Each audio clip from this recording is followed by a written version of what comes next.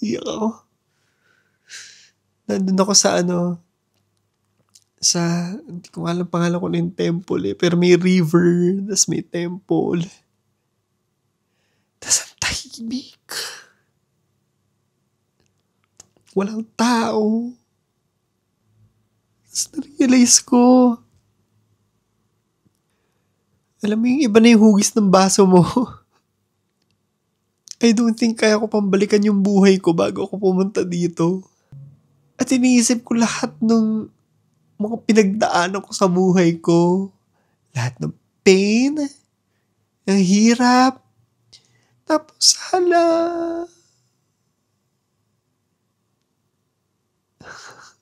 may mga magagandang experiences pa pala.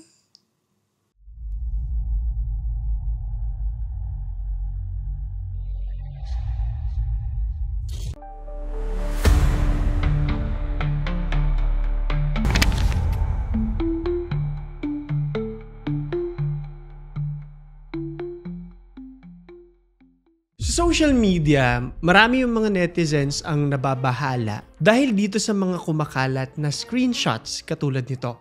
Dito sa mga screenshots na to, kapansin-pansin ang isang lalaking nakasuot ng itim na cap. Nagkukwento siya sa isang live stream. Well, at first glance, parang ordinaryo lang naman siya, diba? Kung hindi nyo pa po alam ang kwento, nagkakamali kayo. Ang pag-uusapan natin ngayon ay ang The Oscar Bucol Jr. True crime story. Disclaimer lamang po ako kasi medyo politically inclined, no? Malakas yung papel ng politika sa kwentong ito. I just wanna say na wala tayong kinakampihan po, no? Or anything. Wala tayong sinasay dito. But we are discussing this story solely, no, doon sa focus natin kay Oscar Bucol Jr. At naniniwala po kasi ako, no, na kahit ano pa man ang political color mo, hindi yan rason para pumatay ng tao. Yun lang. So, sino? Si Oscar Bucol Jr. Cap Oscar Dodong Bucol Jr.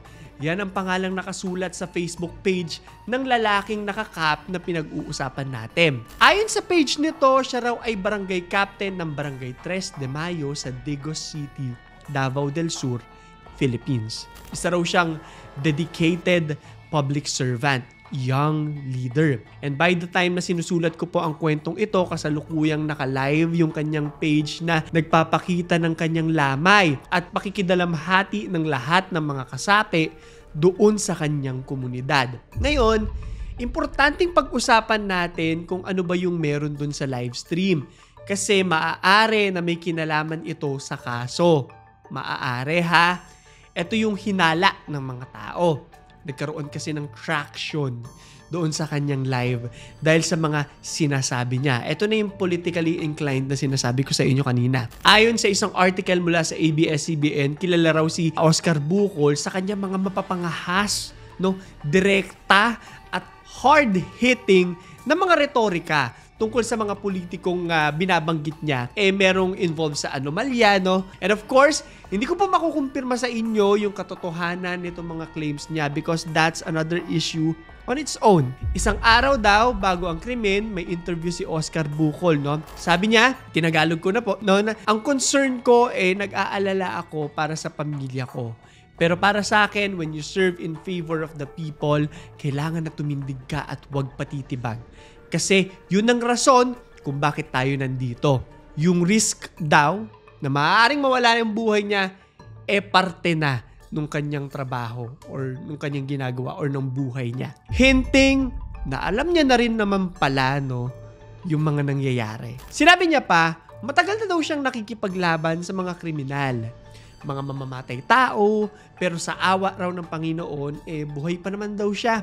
Naniniwala raw siya na kung araw mo na talaga. At kung yung laban niya raw para sa karapatan ng tao magiging dahilan ng pagkamatay niya, bahala na.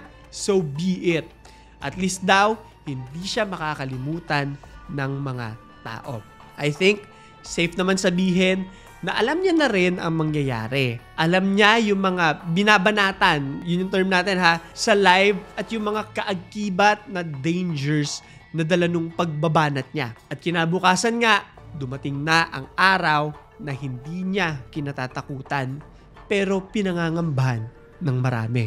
Ang pagpatay kay Oscar Bucol Jr. Ang barangay captain mula Digos ay pinatay Martes ng gabi, November 25. Almost 2 weeks ago as of the posting of this video. Habang nagkukwento sa kanyang Facebook Live, dito sinasabi niya nga rin ng paulit-ulit na meron siyang death threats. Marami na rin daw siyang mga warnings, no? Dahil sa kanyang mapangahas na mga binibitawang mga salita laban sa iba pang mga opisyales mula dito sa Digos. Mamaya babanggitin natin sila, no? Pero hindi tayo magfo-focus dito sa mga taong ito, ha, bagkos ay doon sa pagpatay kay Oscar Bucol. Habang nagsasalita si Oscar, bigla na lang may narinig na dalawang pagputok po, no, yung mga nanonood ng live stream, kung saan nasaksihan ng marami ang kanyang pagkamatay. Ang footage nagpakita kung paano siya bumagsak, duguan, at tila humihingi pa ng tulong sa broadcast. Hindi na po natin ito ipapakita, bawal po ito sa YouTube. Anyway, bigla-bigla na lang daw nahinto abruptly itong live stream. Kinalaunan ay namatay ito dahil sa natamo niyang pagbarel. 2 bala ang tumama sa kanyang kaliwang dibdib. At itong mga balang to, na-recover din naman doon sa crime scene. Sinugod naman ito sa ospital pero inanunsyo na dead on arrival. Ang kapitang mapangahas, hindi na muling makakapagsalita pa. Worth it kaya yung mga pinaglalaban niya kung kapalit nito ay ang kanya mismong sariling buhay? Sa tingin nyo ba, mababago ng kanyang mga maaanghang na statements ang kalakaran noong gobyerno sa kanyang nasasakupan? Reward. Marami ang hindi makatulog sa gabi at pinagdadasal na mahuli kaagad ang pumatay kay Oscar Bucol. At dahil dito, nagkaroon ng surge ng reward o bounty, yung ginagamit na term ng iba, sa makakahanap sa pumatay doon sa kapitan. Nag-umpisa itong surge na ito noong November 26 mula kay VP Sara Duterte at Davao del Sur Governor Yvonne Ronya Cagas. Matapos nila mag-commit ng 1 million each, ang laking pera na po nun, para mahanap ang pumatay kay Oscar. Hindi dito nagtatapos ang lahat dahil kinabukasan lang si Davao Occidental Representative Claude Bautista ay nagdagdag ng 1 pang milyon. Sinundan naman ng acting Davao City Mayor na si Sebastian Baste Duterte na nag-offer ng sarili niyang kontribusyon. As of November 30, ang Davao del Sur Police Provincial Office ay nagkumpirma na merong 4 na milyon ang nag-pledge na reward. Madadagdagan pa to sa mga susunod. Pero marami pa rin daw nga yung mga pledges na hindi pa official or hindi pa nadadagdag dyan sa stock na yan. So lalaki pa talaga siya. Investigasyon. Gumawa ang Davao del Sur Provincial Police Office o DDPPO ng isang Special Investigation Task Group para imbestigahan ang nangyaring pagpatay. Sinilip nila lahat ng mga statements ni Oscar Bucol Jr. at dito, meron silang naging 3 persons of interest. Hindi pa malinaw po kung sino yan, no? Hinahanap ko, hindi pa nila pinapangalanan as of the writing of this episode. Pero, inanalyze na rin po nila yung mga footage kung sakalin merong itong mga detalye na maaaring makatulong sa paghahanap kung sino ang pumatay sa kanya. Sabi ng mga kapulisan na committed silang ipaglaban ang hustisya at inaanyayahan ng lahat ng mga residente na makapag-coordinate ng maayos. Ang Philippine National Police ay nag-launch ng isang masinsinang manhunt para sa kung sino man ang gumawa nito. Ang acting PNP chief na si Lieutenant General Jose Melencio Nartates Jr. ay nag-order sa mga kapulisan ng Davao del Sur at mga kalapit pang probinsya na mag-mobilize ng mga tracker teams. Nakipag-coordinate din sila for intelligence sharing at susundan daw ang lahat ng lead para sa pagpatay na ito. Sa tindi ng paghahanap nila, around the clock, nagtatrabaho ang mga kapulisan. Nire-review nila lahat ng mga CCTV footage. Ini-interview lahat ng witness na pwedeng interviewin. Pinasok ang lahat ng sulok na maaaring maging potential hideout ng mga persons of interest. Inactivate din daw ang sinasabing barangay intelligence networks para ma-identify ang 2 tao, yung gunman at yung posible na mastermind. Of course, hindi pa malinaw no, kung magkakaibang tao yung mga yan. Kailangan natin malaman pa yan sa mga susunod na araw. Alam nyo, sabi nila, na dahil sa pangyayaring ito, marami raw ang mga lokal na opisyal ang dumistansya muna sa mga online insinuations na maaaring mag-link sa kanila sa krimen. Suspect. So, nung nagumpisa to, no, merong isang lalaking nakita sa live stream na nagsauli ng ID at wallet. Ilang moments lamang bago yung pagbaril at marami yung naghihinala na may kinalaman nito sa nangyaring pagpatay. However, sa isang interview na ginanap noong November 26, sinabi niya na wala itong kahit anong involvement doon sa pag-atake. May mga tao kasing naglilink din sa kanya doon sa sinasabing inaatake ni Oscar Bucol mula sa kanyang live stream. Pero sabi ng lalaking ito na gusto lang niya talagang magsauli ng mga nawawalang gamit. At yung mga akusasyon sa kanya sa social media, wala raw kahit anong basihan. Sa ngayon, wala pang kahit anong patunay kung meron nga itong kinalaman sa pagpatay. However, meron pang isang sinisilip po dito sa kwentong ito. Gusto kong tignan nyo ang larawan na ito. Sa loob ng bilog, mapapansin natin ang kulay pula. Isa itong sasakyan. May kinalaman kaya ito sa pagkamatay ni Oscar Bucol? Ayon sa mga balita, kinumpirma ng mga kapulisan na meron ngang isang pulang sasakyan ang ginamit raw ng suspect na bumarel at pumatay kay Barangay 3 de Mayo Captain na si Oscar Bucol Jr.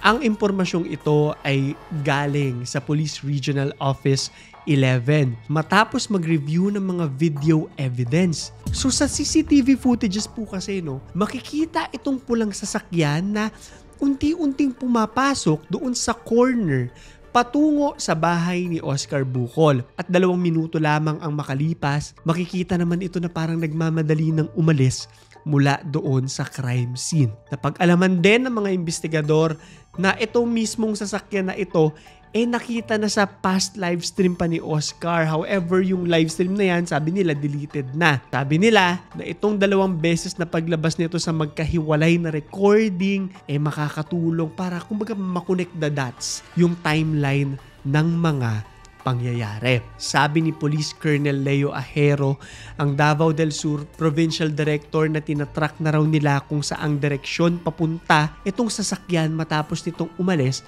mula sa crime scene. Sabi niya rin na maaari dito ay maa-identify nila ang suspect o ang mga suspect. Ongoing pa ang mga investigasyon at the time of this interview, kaya wala pang masyadong alam tungkol dito bukod sa pulang sasakyan ito. Sabi ni Police Brigadier General Leon Victor Rosete, Regional Director of PRO 11, na ipinag-utos niyang tapusin ang buong kaso sa loob lamang ng 6 na buwan. Talagang fast track talaga nila to. Sabi niya na lahat daw ng mga available recordings, mga witness accounts, mga forensic evidences, ini-examine talaga nila ng mabusisi lahat para maintindihan yung sequence of events at finally, ma-determine yung totoong motibo sa pagpatay. Although maraming haka-haka na may kinalaman dito sa politika, malaki naman kasi talaga yung chance. Of course, hindi naman natin masasabi kung ano talaga yung nangyari unless nandun na lahat ng mga malilinaw na pruweba para dito. Whether political ba talaga to o may kinalaman ba ito sa mga maaanghang na pahayag ni Oscar sa live stream, these are facts na maaari lamang nating malaman ng buo at konkreto after some time. Kailangan talaga natin siyang hintayin. For now, balik lang din tayo doon sa reward. Sabi ng mga otoridad na nagfo-focus daw talaga silang palakihin ang reward para sa karagdagang impormasyon na maaari nilang makuha dito. And as of this article, sa impormasyon na to, umabot na raw ng 5.5 million mula sa 4 million kanina para maitukoy kung sino nga ba itong gunman. Pero iniimbestigahan pa rin at aktibo pa rin ang mga kapulisan sa paghahanap dito sa pulang sasakyan. I think yan na talaga yung susi At kinakalap pa nila ang mga dagdag pang mga ebidensya na magpapatunay o maaaring kahit makapagturo lang kung sino ang pumatay kay Oscar Bucol Jr. Reaksyon ng mga local leaders, ayan na. Kasi politika to, hindi maiwasan na abangan ng mga tao kung ano yung sasabihin ng mga leaders, iba't ibang leaders mula sa lugar na to. Sabi ng Digos City government na dinedenounce daw nila ang pagpatay at tinatawag itong senseless act of violence. Kung saan sinasabi nila na si Oscar Bucol ay isang committed public servant. Mismong si Digos City Mayor Joseph Fortich Cagas ay kinundena itong pag-atake. Sabi niya na kahit marami kaming disagreement sa social media, hindi ko kahit kailan gugustuhin o kahit isipin man lang na mamatay itong si Oscar. Hindi naman na raw bago yung mga issue na binabato ni Oscar Bucol. At hindi lang din naman daw siya yung nagre-raise ng mga ito. Sabi niya rin na nung pumasok siya sa politika, parte na nito yung mga criticisms at mga critics dahil iisa tayong democratic society. Pero kahit na may mga kritisismo mula sa mga political rivals, hindi niya raw ipinag-utos ang kahit anong uri ng injustice. Merong isang laging nababanggit sa livestream ni Oscar Bucol na si Santa Cruz Mayor Jose Nelson Tata Sala. Hindi ko po sinasabi na siya may kasalanan nito, no? Pero siya kasi yung binabanggit po nitong si Oscar Bucol matapos ang pagpatay. Babalikan natin ngayon ang yumaong barangay captain. Sabi ng mga kapitbahay nito na ito raw ay mahal na mahal ng kanyang mga sinasakupan at isang maaasahang community leader. Kahit anong oras ka daw, pumunta ka daw sa bahay nila, kumatok ka daw, humingi ka ng tulong, tutulungan ka niya. Hindi daw ito yung tipo na nagdadalawang isip magbigay ng tulong. Isang bagay na sinang-ayunan ng marami pang mga tao mula sa kanilang komunidad. Stricto daw ito. Oo, pero matapang na leader na nagpapanatili ng kapayapaan doon sa kanilang barangay.